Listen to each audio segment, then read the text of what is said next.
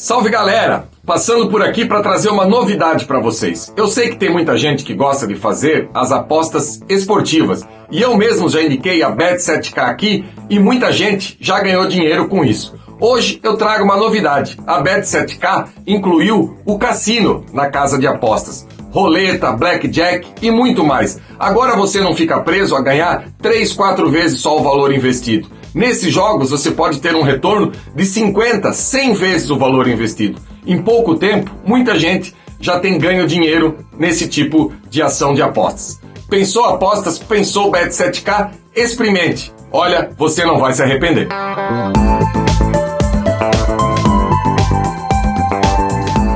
Bom dia, torcedor vascaíno ligado nesse Faísca Tá On. Um domingo que o torcedor do Vasco está novamente chateado pela situação que o clube se encontra. Obviamente, um clube que está no G4.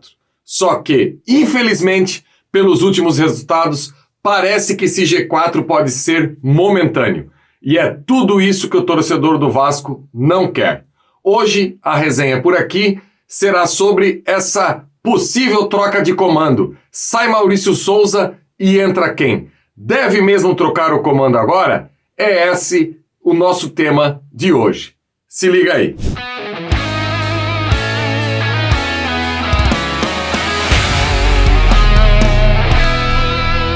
Então, torcedor vascaíno, o Vasco ontem novamente deixou a desejar e acabou colecionando mais um vexame.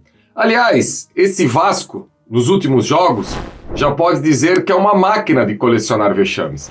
E eu falo isso aqui e parece que eu sou o profeta do apocalipse. Eu não consigo romantizar o Vasco levando olé do Grêmio Novo Horizontino, do Vasco levando olé pro Sampaio Corrêa, do Vasco empatando com o Ituano em casa, sendo que esse empate, na minha humilde opinião, graças à arbitragem, de um jogo que teve um pênalti claro do Quinteiros, poderia ser o 2-0 e o Quinteiros na rua porque já tinha cartão amarelo e seria expulso. E ontem o Vasco conseguiu o feito de perder para a equipe do Vila Nova. Na abertura do retorno no Campeonato Brasileiro, o Vila Nova chega apenas à segunda vitória sua no campeonato. Há 13, 14 jogos sem vencer, contando Série B e Copa do Brasil. E o Vasco conseguiu esse feito. Foi lá e perdeu para a equipe do Vila Nova. Uma escalação que desde o início o torcedor do Vasco, quando ontem nas redes sociais saiu a notícia que o Yuri não estaria presente entre os titulares. A gente sabe do poder de marcação do Yuri, a gente sabe de tudo aquilo que o Yuri representa dentro de campo. Mas ontem, especificamente, com o Yuri dentro de campo ou o Yuri fora de campo, a derrota seria a mesma coisa. Porque o Vasco tomou um gol no jogo aéreo, algo que o Yuri, infelizmente, não pode contribuir muito. Um Vasco que não cria. Um Vasco que na entrevista coletiva o Maurício Souza citou inúmeras vezes o último terço, o último terço, o último terço. Maurício, o único terço que o torcedor do Vasco tem acesso é o terço para colocar na mão e rezar. É só isso que o torcedor do Vasco faz ultimamente. Porque as atuações da equipe são pífias. Lá na mão do Zé Ricardo, até a 10ª rodada, não que o Vasco era um espetáculo, que o Vasco era alguém que envolvia os adversários. Longe disso. O Vasco era uma equipe que competia muito, que deixava a alma dentro de campo, mas oferecia poucas chances aos seus adversários. Com a chegada do Maurício Souza, ele quis modificar alguns aspectos nessa equipe do Vasco. E, infelizmente, não deu certo. E eu, particularmente, tenho a consciência muito tranquila, porque fui muito contra a vinda do Maurício Souza. Falaram e querem que o torcedor compre a ideia que foi um processo de seleção, que tinham 10 nomes em cima da mesa. Primeiro falaram em 20, depois em 10 nomes e o escolhido foi Maurício Souza. Seja qual for a tarefa que alguém vai executar na vida, eu acho que o processo de seleção deve ser feito.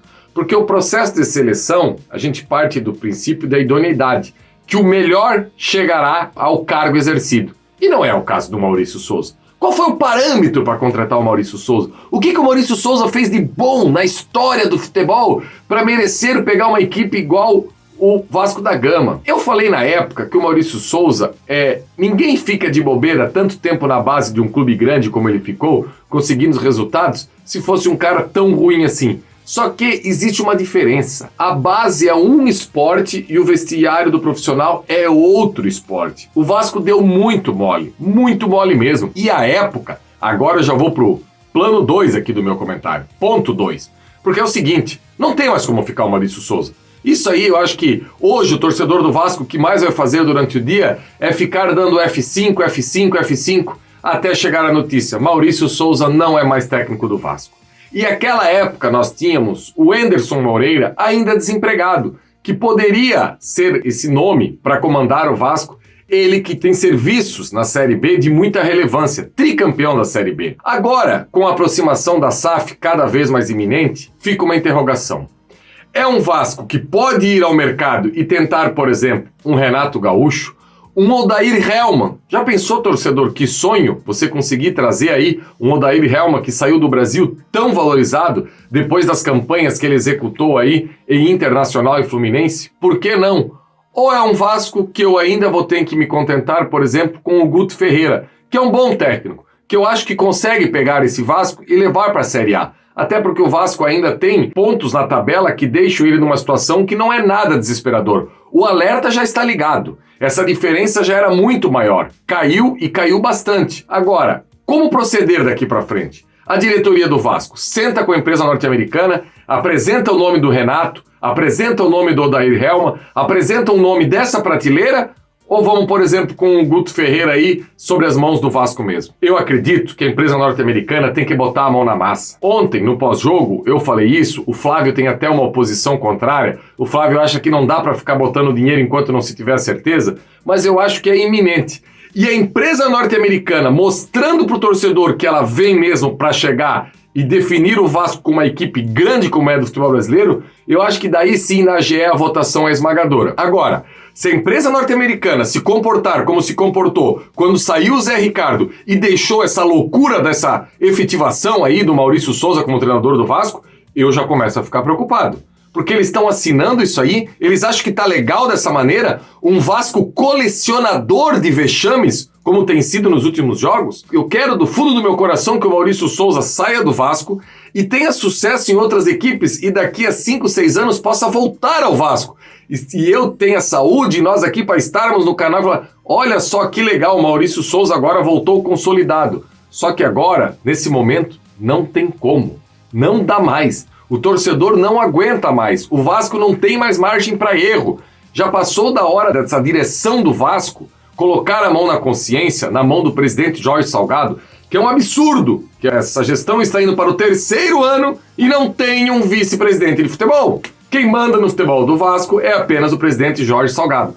Com todo o respeito do mundo, a figura e a pessoa do Jorge Salgado como um grande administrador, no futebol não sabe nada, não tem condições de decidir nada sobre o futebol do Vasco. Chama a empresa norte-americana, chama os executivos, chama quem entende do futebol, o alemão que foi responsável por tocar o Grupo City aí durante 12 anos e agora foi contratado para tocar aí esse pool de equipes aí que a 777 tem pelo mundo e diz assim, cara, eu não dou jeito, eu não dou conta, eu não sei fazer, me ajuda aqui, como é que eu faço? Paulo Brax, vamos lá, vamos começar a trabalhar, porque desse jeito, torcedor, essa gordura vai embora e eu não sei se o Vasco suporta mais um ano na Série B. O torcedor não suporta mais. Eu, antes do jornalista, o Jean torcedor, eu não suporto mais. Eu não posso ver o Vasco levando olé de Sampaio Corrêa, levando olé dessas equipes todas que a gente tá levando olé do Novo Horizontino.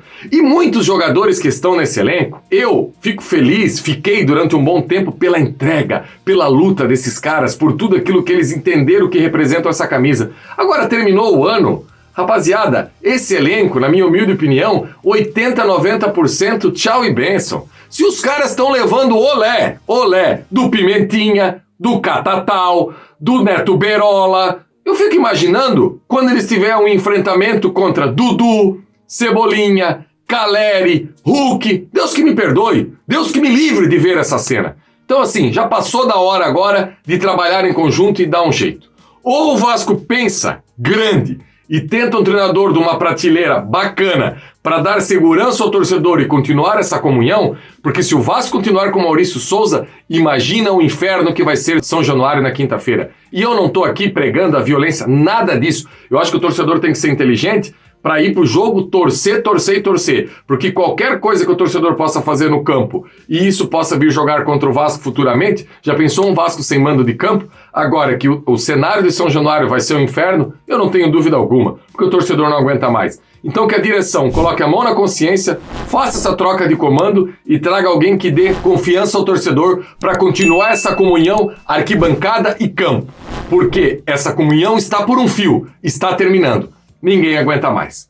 Valeu, galera! Quem gostar desse comentário aí, deixe seu like, deixe seu comentário aí embaixo. Na medida do possível, vou respondendo todo mundo. E eu espero que semana que vem, no nosso encontro aqui, já estejamos com um novo treinador à frente do Clube de Regatas Vasco da Gama. Abraço, galera!